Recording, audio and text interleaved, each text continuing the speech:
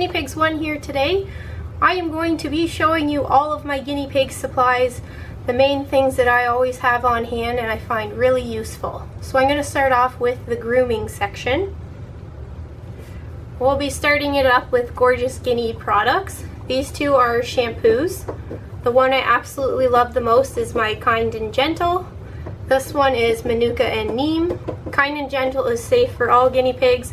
Manuka and Neem is more for ones if they were having a skin issue.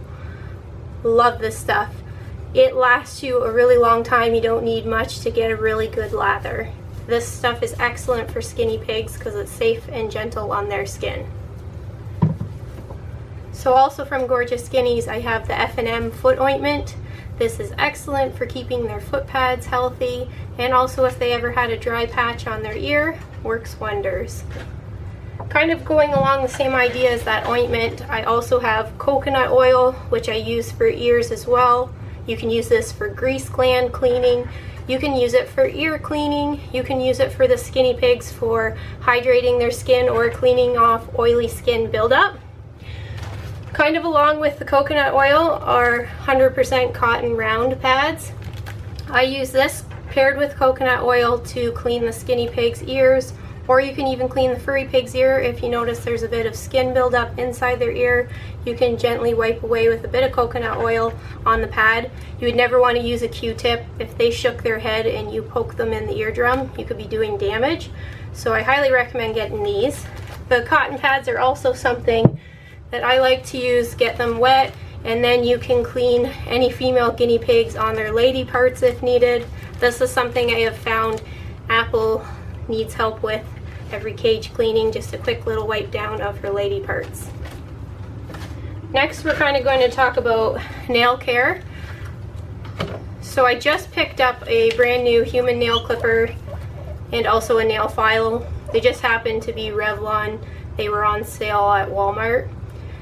So I purchase a new one of both of these every year just to make sure this is sharp and that this is filing down their nails properly. For any bigger nails, I have this pet nail clipper. This is what I use for Seymour. His nails are thicker than the pigs, but for all the pigs, I personally enjoy human nail clippers.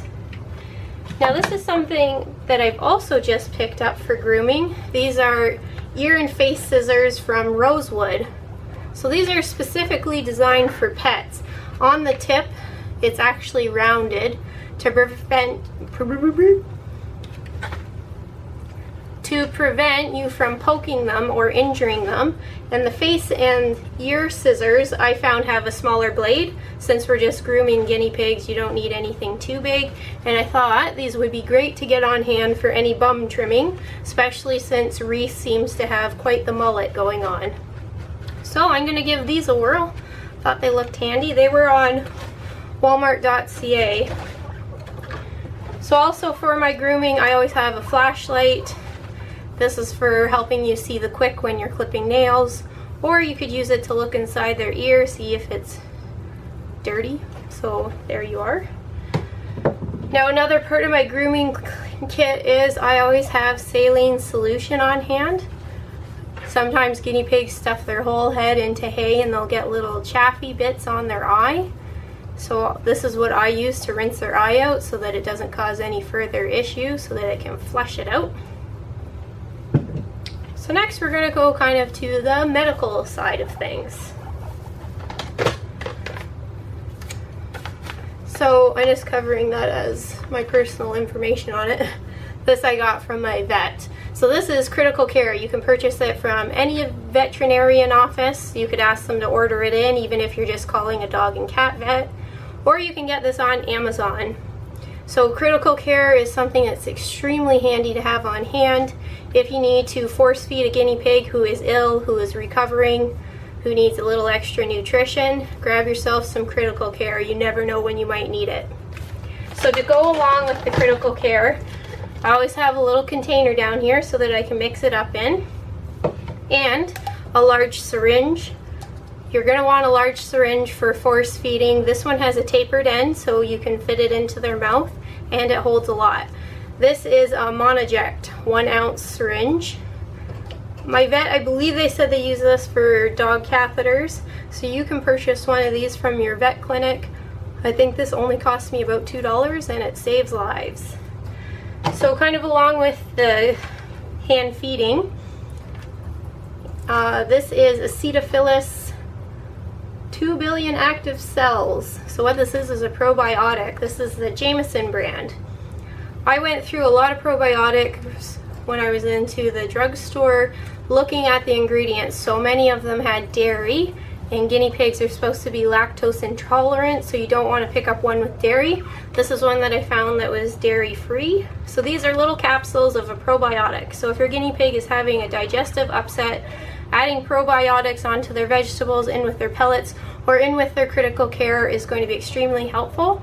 This is also very important if you are giving antibiotics. 1 to 2 hours after each dose of antibiotic, you should be giving a probiotic.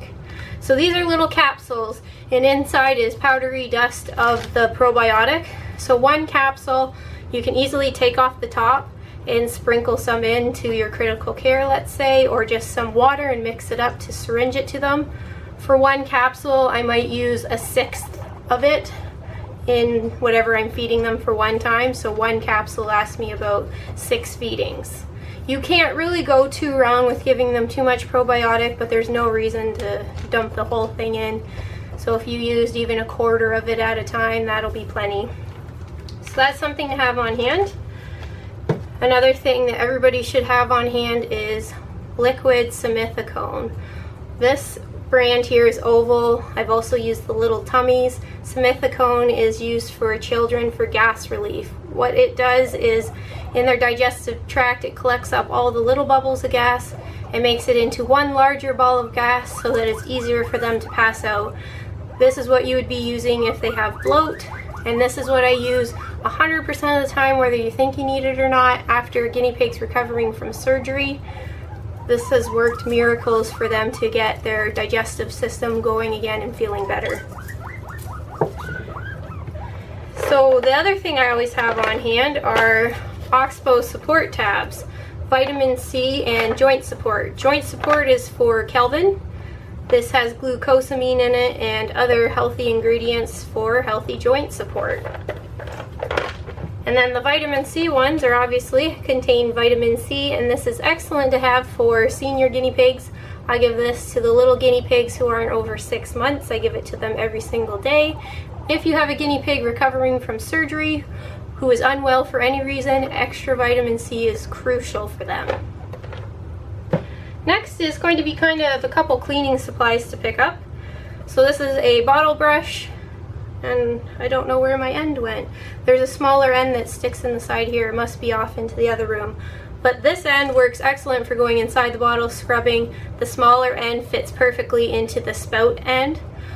Always important to not only clean the major part of your bottle, but the spout as well. In the spout, you could use a pipe cleaner, you could use Q-tips, anything to get in there. If you clean in there, you're going to notice there's green slime in there, so it's something important to do every time you're cleaning your water bottles out. Another thing for cleaning is get yourself an empty spray bottle. Pick one up from the dollar store.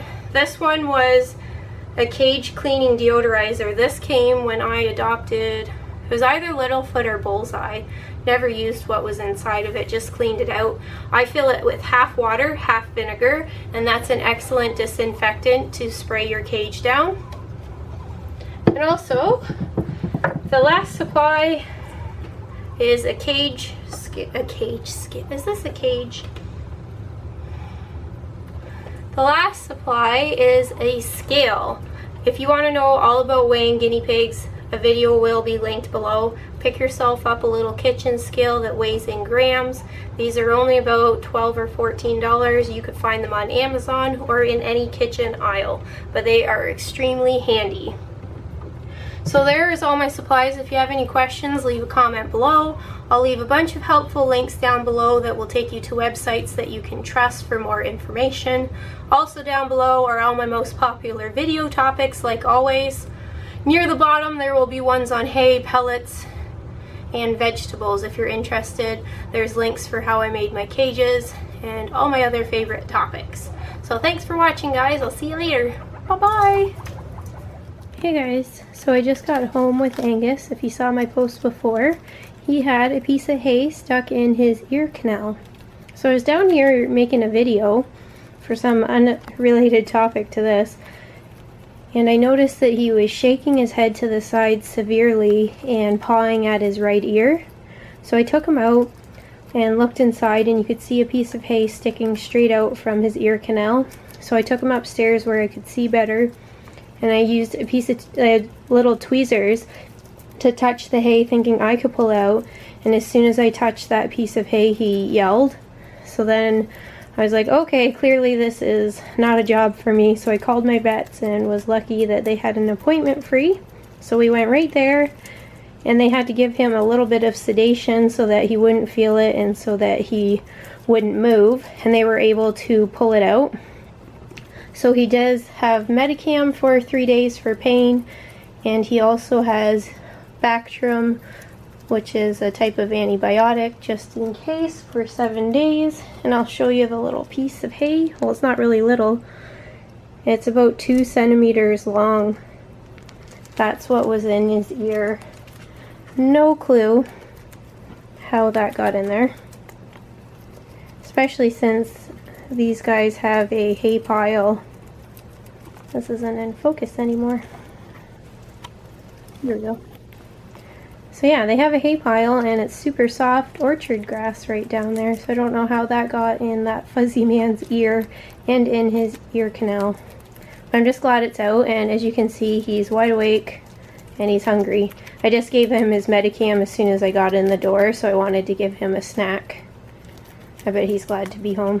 He was a really good boy in the car, very calm and just laying down. So I'm just supposed to watch him to make sure that everything goes okay. My vet didn't feel that it hit his eardrum. She thought it was just off to the side, and there was a teeny bit of blood on his piece of hay, which she said was all very normal. So I just have to watch to make sure he doesn't seem unbalanced or shaking his head a lot. But he looks pretty darn good to me. So I'm so thankful that they were able to get it out. What a sweet little buddy. Oh, and Angus got weighed at the vet's, and for anybody who didn't know, he weighs 890 grams right now. I think it's all that fur. What a sweet baby. Okay, bye guys.